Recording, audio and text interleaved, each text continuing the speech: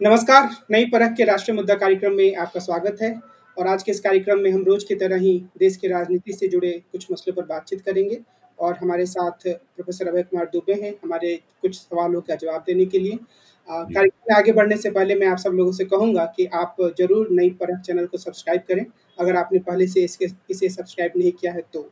और हमारी ये कोशिश होती है कि हम यहाँ पर रोज़ देश की राजनीति पर बातचीत करें और विभिन्न मुद्दों के बारे में आपके सामने कुछ सुचिंतित टिप्पणियाँ प्रोफेसर अभय दुबे से प्राप्त करें। अभय सर नमस्कार। नमस्कार। आज हमारे देश में कुछ उपचुनाव हुए 7 जगहों 7 विधानसभा चुनाव में और उसमें जो सबसे एक तरीके से चौंकाने वाला नतीजा कहा जा सकता है वह घोसी विधानसभा क्षेत्र का, जहाँ पर कद्दावर नेता माने जाने वाले दारा सिंह चौहान भारतीय जनता पार्टी के टिकट पर चुनाव लड़ रहे थे। खुद योगी ने उनका प्रचार किया था, लेकिन फिर भी वो चुनाव हार गए और बहुत बड़े अंतर से हारे हैं। तकरीबन 20,000 वोटों से ज़्यादा के अंतर से वो हारे हैं। तो जी, आपको क्या लगता है कि इस तरह के नतीजे उत्तर प्रदेश की राजनीति के बारे में क्या संकेत देते हैं? देखिए उपचुनावों के नतीजों को अगर हम आम चुनावों पर प्रोजेक्ट करें तो इसमें हमें मजा भी आता है, लेकिन इसमें कुछ खतरे भी निहित हैं। आपको ध्यान होगा कि एक उपचुनाव के पहले गोरखपुर सीट भी उपचुनाव में समाजवादी पार्टी ने जीत ली थी, संजय निषाद के बेटे को टिकट देकर। लेकिन बाद में नतीजा क्या निकला? लेकिन फिर भी उपचुनाव के नतीजे कुछ न कुछ संकेत तो देते ही हैं। और ये संकेत बताता है कि जिन लोगों को भारतीय जनता पार्टी ने अभी समाजवादी पार्टी से छीना है, जैसे कि उसमें सबसे बड़ी चीज है, सबसे बड़ी चीज जो थी वो ओम प्रकाश राजभर की थी। ओम प्रकाश राजभर को खुद प्रधानमंत्री ने दिल्ली से फोन किया था कि आप आइए एनडीए में शामिल होइए, और ओम प्रकाश राजभर यहाँ से लखनऊ से उड़कर दिल्ली गए थे और उस एनडीए की नेशनल डेमोक्रेटिक अलायंस की बैठक में उन्होंने भाग लिया था। और उसके बाद से वो अ, उत्तर प्रदेश में इस बात के सबसे बड़े चेहरे थे कि भारतीय जनता पार्टी उत्तर प्रदेश में बहुत मजबूत हो गई है। और उसने अखिलेश यादव द्वारा बनाई गई जो पिछड़े वर्ग की एकता थी 2022 के चुनाव में, उस एकता को छिन्न भिन्न कर दिया है। इसी तरह दारा सिंह चौहान भी थे। दारा सिंह चौहान भी समाजवादी पार्टी में चले गए थे और वो उससे निकलकर फिर वो आए, उन्होंने सपा की एमएलए की सीट से इस्तीफा दिया। फिर उनको घोसी से चुनाव लड़वाया गया इस आत्मविश्वास के साथ में कि घोसी का चुनाव तो हम जीत ही लेंगे। वहां पर चौहानों के वोट भी काफी बड़ी संख्या में हैं, जिस बिरादरी से वो ताल्लुक रखते हैं। दूसरे वहां पे भूमिहार, ब्राह्मण वोट बड़ी संख्या में है। और मायावती वहां से चुनाव नहीं लड़ रही थी, यानी बहुजन समाज पार्टी का उम्मीदवार वहां से चुनाव नहीं लड़ रहा था। मायावती ने दलित अ, वोटरों से कहा था कि या तो वे घर पे बैठे रहें या वो नोटा पे वोट लगाएं। तो जो नतीजा आया है उसमें नोटा की संख्या तो बहुत ही कम है। इसका मतलब ये है कि या तो दलितों ने वोट नहीं दिया या दलितों ने वोट दिया, दलितों के एक बड़े हिस्से ने। अगर उन्होंने वोट दिया तो प्रश्न सबसे बड़ा ये है कि उन्होंने किसको वोट दिया? क्या उन्होंने भारतीय जनता पार्टी को वोट दिया या उन्होंने समाजवादी पार्टी के उम्मीदवार को वोट दिया, सुधाकर सिंह को, जो कि राजपूत जाति के उम्मीदवार हैं। और राजपूत जाति बड़ी निष्ठावान तरीके से भारतीय जनता पार्टी के साथ है, क्योंकि जो मुख्यमंत्री आदित्यनाथ हैं, वो योगी होने के बावजूद भी अपनी राजपूत जाति को स्पष्ट रूप से कहते भी हैं और कहते हैं मुझे इस जाति में पैदा होने पर गर्व है। 2022 के चुनाव के दौरान उनका वीडियो आया था और उन्होंने कहा मुझे इस जाति पे पैदा होने में गर्व है। और उनके उनकी उनके उनकी सरकार के ऊपर ठाकुरवाद का भी पिछली बार खुलकर आरोप लगा था। तो ये जो स्थिति है, इस स्थिति में ऐसा लग रहा था कि भारतीय जनता पार्टी समाजवादी पार्टी को पराजित कर देगी।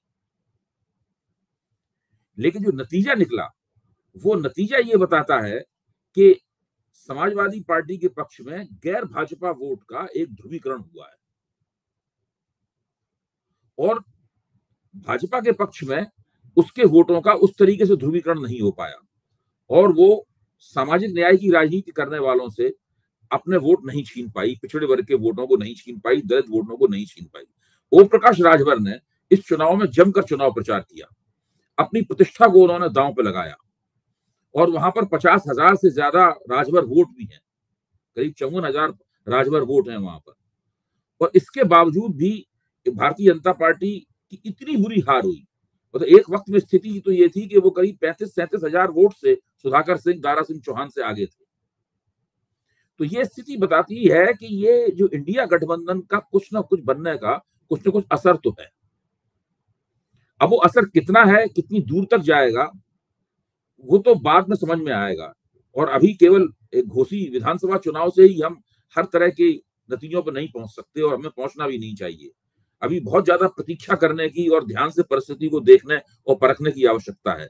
लेकिन इस चुनाव से जो थोड़े बहुत संकेत मिले हैं, वो संकेत यही हैं कि जब भारतीय जनता पार्टी के खिलाफ जो वोट पड़ता है, जो पहले कई हिस्सों में बंट जाया करता था, उस वोट को इंडिया गठबंधन की मौजूदगी कम से कम एक हद तक बंटने से रोक रही है।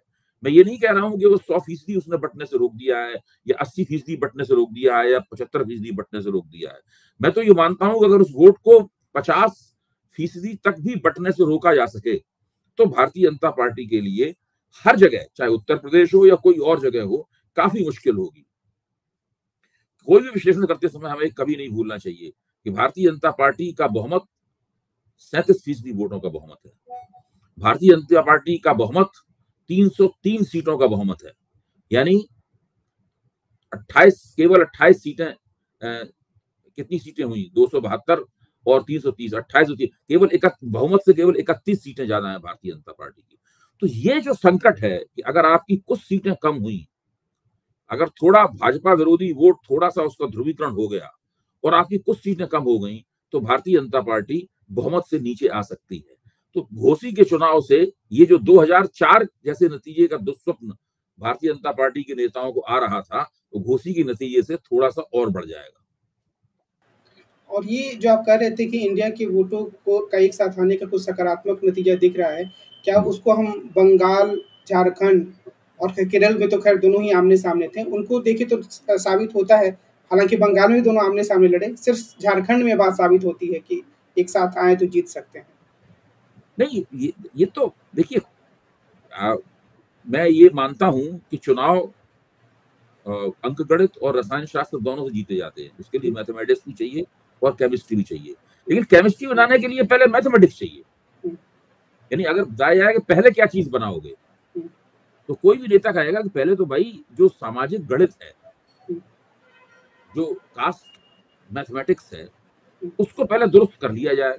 जब एक बार वो हमारे पक्ष में होगा, तब फिर हम केमिस्ट्री भी आसानी से बना पाएंगे। गणित खिलाफ हो तो केमिस्ट्री बनी रहे, ये नहीं हो सकता। यहाँ पर गणित और रसायन दोनों चाहिए, जीत का गणित भी चाहिए, जीत का रसायन भी चाहिए, लेकिन पहले जीत का गणित चाहिए। तो इंडिया गठबंधन बनने से ही जीत का गणित तो तैयार होता है, लेकिन अब जीत का रसायन भी तैयार होगा कि नहीं होगा, ये सवाल है। अभी तो ये माना जाता है कि जीत का रसायन नरेंद्र मोदी के पक्ष में है। भाई भाजपा के पास एक लोकप्रिय चेहरा है, भाजपा के पास एक बड़ी चुनाव मशीनरी है, पूरा माहौल बंदी करने की क्षमता है, अपना नैरेटिव सेट करने की क्षमता है। मोदी के पास न जाने कितने मास्टर स्ट्रोक हैं, वो हर रोज मास्टर स्ट्रोक ही मारते रहते हैं, अगर मीडिया की भाषा का इस्तेमाल करें तो और बेचारा विपक्ष के बारे में हमेशा सवालिया निशान लगा के पूछता है मीडिया, क्या विपक्ष इस मोदी की चाल में फंस गया? क्या विपक्ष अब मोदी के चक्कर में फंस गया? क्या मोदी ने फिर से विपक्ष को मात दे दी? बस यही नैरेटिव जो है मीडिया द्वारा चलाया जाता रहता है। लेकिन अब इस तरह के जो घोसी का चुनाव हुआ, उससे कुछ संकेत मिलता है कि इंडिया गठबंधन की मौजूदगी और मतदाताओं को विपक्ष की एकता का राष्ट्रीय आश्वासन।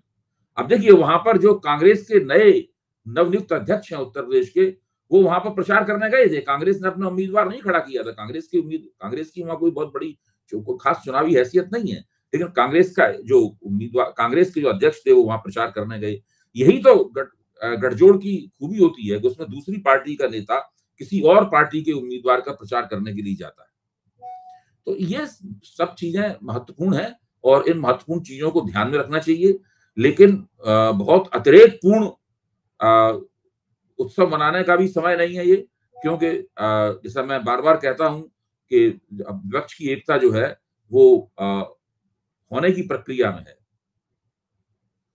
तो वो होने की प्रक्रिया में के अभी शुरुआती 3 कदम ही रखे गए, अभी उन्हें बहुत से कदम उठाने हैं। आज कुछ मित्रों से बात हो रही थी तो उन्होंने शिवपाल यादव का ज़िक्र किया और उसमें ये कहा गया कि शिवपाल यादव जैसे नेताओं को ज़्यादा महत्व मिलना चाहिए, जो संगठन को जानते हैं, ज़मीनी स्तर पर जिनकी पकड़ है। और शायद उन्होंने राजभर से कहा था कि मैं देखता हूँ तुम कैसे जीत कर दिखाते हो। वहाँ एक दंगल हो जाए, इस तरह का कुछ। तो ये दिखाता है कि ऐसे नेताओं का महत्व हर पार्टी दे तो उसको ज़्यादा फ़ायदा होगा। देखिए, हर पार्टी में कुछ लोग ऐसे होते हैं जिनकी संगठन पे बहुत पकड़ होती है। जब समाजवादी पार्टी एक परिवार का नेतृत्व, एक परिवार आधारित है, इसमें कोई शक नहीं। मुलायम सिंह जी का परिवार है, उसका हाथ अब उसके नेतृत्व पे है, उसके हाथ में नेतृत्व है। जब उसमें उस परिवार में फूट पड़ी और उस फूट पे जो आपस में जिस तरह इन लोगों ने जूतों में दाल बांटी, तो उस वक्त मंच पे ये लोग थे, मुलायम सिंह जी भी थे और मैं एक टीवी चैनल पे था और हम लोग उसके ऊपर टीका टिप्पणी कर रहे थे। वो बहुत ही बुरा दृश्य था और उसके बाद से वो फूट देखा जाए तो 100% कभी खत्म नहीं हो पाई। आज अखिलेश जरूर समाजवादी पार्टी में हैं और उनके और आज शिवपाल यादव जरूर समाजवादी पार्टी में हैं और उनके और अखिलेश के बीच में वो तकरार नहीं है, लेकिन अभी भी ऐसा लगता है कि दोनों के बीच में कोई दरार है। अगर समाजवादी पार्टी के संगठन का कामकाज एक बार फिर शिवपाल के हाथ में जा सकता है, तो उससे कुल मिलाकर समाजवादी पार्टी का जो सांगठनिक बंदोबस्त और चुनाव प्रबंधन वगैरह है, उसको उसमें लाभ होगा। अब ये अखिलेश के ऊपर निर्भर करता है कि वो अपने चाचा को, जिनकी गोद में वो खुद भी खेले खाए हैं, उनको किस तरीके से एक पुराने महत्वपूर्ण जगह पर फिर से बैठाते हैं। एक टिप्पणी जो पीछे के कार्यक्रमों में आई थी और मैं सोचता हूँ कि उस पे आपसे एक बार बात कर लूँ। लोगों ने ये लिखा कि इंडिया शब्द को औपनिवेशिक मानना सही नहीं है, क्योंकि ये शब्द अंग्रेज़ों ने तो दिया नहीं था और ये शब्द मेगास्थनीज के समय से जब उन्होंने इंडिका शब्द का इस्तेमाल किया या लिखा, तब से ये चला आ रहा है। तो क्या इसको सच में हम औपनिवेशिक मानें या किस नज़रिए से इसको देखें? इस पर आपकी टिप्पणी। भाई देखिए, जो भारतीय ज्ञान परंपरा है, उस भारतीय ज्ञान परंपरा के साहित्य में तो कोई इंडिया शब्द नहीं मिलता है। इंडिया शब्द एक विदेशी यात्री जो भारत आया था, उसने मान लीजिए उसका इस्तेमाल किया और केवल इस आधार पे तो इंडिया शब्द को हम लोग अपने सिर पे नहीं बैठा सकते। दूसरे, जो इंडिया और इंडियन वाला पूरा मामला जो है, इसका औपनिवेशिक शोषण, दमन और जीनोसाइड, जाति संहार से काफी गहरा ताल्लुक है। कनाडा और उत्तरी अमेरिका में, यूनाइटेड स्टेट्स ऑफ अमेरिका में, दोनों मिलाकर उत्तरी अमेरिका महाद्वीप बनाते हैं। वहां के जो मूलवासी थे, उन मूलवासियों को उपनिवेशवादियों ने इंडियन कहा और धीरे धीरे करके उनका समूल नाश कर दिया। अब वहां गिनती के गिने चुने लोग रह गए। भारतवासियों का वो समूल नाश नहीं कर पाए, क्योंकि भारत में उपनिवेशवाद की प्रकृति जो है वो सेटलर कॉलोनियलिज्म की नहीं थी, यानी यहाँ बहुत बड़े पैमाने पर आके वो बसे नहीं थे। जब अंग्रेज हिंदुस्तान से गए तो उस वक्त उनकी संख्या 60-65 हजार ही हुआ करती थी केवल, जबकि अमेरिका में और कनाडा में तो वो बाकायदा जाके बस गए और उन्होंने अपनी बस्तियां बना ली, इसलिए वो सेटलर कॉलोनियलिज्म है। तो यहाँ पर वो उस तरह के नरसंहार वाली बात नहीं थी। यहाँ उन्होंने जो अब समाज को अपने तरीके से ढालने और बदलने की जो प्रक्रिया चलाई, वो अलग तरह की प्रक्रिया थी। तो यहाँ पर धीरे धीरे उनके शासन के तले और उनके रुतबे के तले, बौद्धिक रुतबे के तले, लोगों ने इंडिया शब्द को स्वीकार कर लिया। इस इंडिया शब्द, अच्छा, अब हम लोग आपस में ये एकेडमिक बातचीत बहस कर सकते हैं, इसका भी महत्व होता है, इसमें कोई शक की बात नहीं। विमर्श का निश्चित रूप से महत्व है और उससे काफी राजनीति दूरगामी दृष्टि से बनती है। लेकिन अगर आप आम जनता से बात करें तो उसमें भारत और इंडिया दोनों को, और हिंदुस्तान, एक तीसरा शब्द और है, हिंदुस्तान, भारत और इंडिया, इन तीनों, हिंदुस्तान, भारत और इंडिया, इन शब्दों को आम जनता बिल्कुल एक दूसरे के स्वाभाविक पर्यायवाची के तौर पर स्वीकार करती है। उसको इंडिया से भी कोई दिक्कत नहीं है, उसको हिंद से भी कोई दिक्कत नहीं है, हिंदुस्तान से भी कोई दिक्कत नहीं है और उसको भारत से भी कोई दिक्कत नहीं है। अब राजनीतिक जो होड़ है, उस राजनीतिक होड़ के तहत एक शब्द पर अचानक भारत पर ज्यादा जोर दिया जाने लगा है, लेकिन उससे मुझे नहीं लगता कि जनता की जुबान से इंडिया शब्द छीना जा सकता है। और अगर ऐसी ही बात है तो सरकार के पास ये पूरा अधिकार है, वो एक संविधान संशोधन करके इंडिया शब्द को कूड़ेदान में फेंकने की कोशिश कर सकती है, लेकिन इसके बावजूद भी इंडिया शब्द लोगों की जुबान से इतनी आसानी से नहीं जाएगा, वो उनकी जुबान पर बना रहेगा। तो बहुत मुश्किल है, क्योंकि इंडिया शब्द जो है ना, किसी एक भाषा, किसी एक सांस्कृतिक क्षेत्र को, किसी एक जातीयता, किसी एक एथनिसिटी से जुड़ा हुआ शब्द नहीं है कि आप अचानक उसको परिवर्तित कर दें और लोग उस सांस्कृतिक प्रतिनिधित्व को हासिल करने के लिए उसको स्वीकार कर ले। जैसे कि मद्रास का नाम हटाकर चेन्नई किया गया तो तुरंत स्वीकार हो गया, लोगों अब चेन्नई बोलते हैं, कोई मद्रास नहीं बोलता। हालांकि मद्रास अभी भी मद्रास हाई कोर्ट बोला जाता है। इसी तरीके से कलकत्ता का नाम कोलकाता रख दिया गया, तो वो वहां पे आमतौर पर अब ये बात स्वीकृत हो गई है। लेकिन इस लिहाज से आप इंडिया को अगर नाम हटाना चाहें तो आप नहीं हटा पाएंगे। और उसमें ऐसा तखमीना लगा के बताया गया है कि करीब सरकार को 14,000 करोड़ रुपए का नुकसान होगा। करीब 14,000 करोड़ रुपए का उसमें खर्चा होगा, जो कोई छोटी मोटी रकम नहीं है। और तमाम विदेशी मुकामों के ऊपर बहुत ज्यादा इसमें तरह तरह की दिक्कतें आएंगी। इसीलिए भारतीय जनता पार्टी के जो प्रवक्तागण है वो साफ तौर पर कह रहे हैं कि इंडिया नाम को वो हटाने का, संविधान बदलने का ऐसा कोई हमारा इरादा नहीं है। हम केवल भारत के ऊपर अतिरिक्त जोर दे रहे हैं। और मोहन भागवत ने भी यही कहा था कि इसको हम इस्तेमाल करना शुरू कर दें, इंडिया को हटाए नहीं, भारत का इस्तेमाल शुरू कर दें। जी। अभी G20 की बैठक तो शुरू हो गई है, लोग आ रहे हैं विदेशी जो मेहमान हैं, लेकिन ब्रुसेल से राहुल गांधी ने एक आरोप लगाया अपनी पत्रकार वार्ता में, और भारत में भी इसकी थोड़ी चर्चा हो रही है कि इस पूरी जो एक रात्रि भोज है राष्ट्रपति के द्वारा, उसमें कांग्रेस के नेता खड़गे को नहीं बुलाया गया है, सोनिया गांधी को भी नहीं बुलाया गया है। तो क्या ये एक बहुत ऐसा मुद्दा है जिसकी बहुत चर्चा की जानी चाहिए? ये प्रधानमंत्री और उनकी सरकार के थोड़े छोटेपन को दिखाता है कि वो विपक्षी नेताओं में कांग्रेस को की उपेक्षा कर रहे हैं? भाई, तकनीकी रूप से देखा जाए तो कांग्रेस के पास विपक्ष के नेता का पद नहीं है। वो तो कांग्रेस सबसे बड़ी पार्टी है, लेकिन उसकी संख्या इतनी कम है कि तकनीकी रूप से विपक्ष के नेता का पद नहीं है। तो सरकार से अगर पूछा जाए तो वो कह देंगे भाई विपक्ष के नेता तो आप हैं ही नहीं, हम आपको क्यों बुलाएं। विपक्ष की नेता की एक बाकायदा एक संवैधानिक हैसियत होती है, उसको कैबिनेट रैंक के मंत्री का दर्जा मिलता है और उसी तरह की तमाम सुविधाएं भी प्राप्त होती हैं, उसी तरीके से उसे दफ्तर भी प्राप्त होता है, और उसको प्रधानमंत्री के बाद एक तरह से दुनिया के सामने एक दूसरे नंबर के व्यक्ति के रूप में पेश किया जाता है लोकतंत्रों में। लेकिन वैसा कांग्रेस वो दर्जा प्राप्त करने में असमर्थ रही, तो भाजपा ये तर्क दे सकती है कि भाई ये इसलिए हम कर रहे हैं। लेकिन बेहतर तो यही होता कि वो लोग अपनी उदारता दिखाते। जब आपने एक राष्ट्र एक चुनाव के लिए समिति बनाई तो उसमें अधीर रंजन चौधरी को आपने रखा कि नहीं रखा, एक किसी कांग्रेसी नेता को रखा, तो आप ये तो महसूस करते हैं कि अपनी निष्पक्षता साबित करने के लिए आप कहीं ना कहीं आपको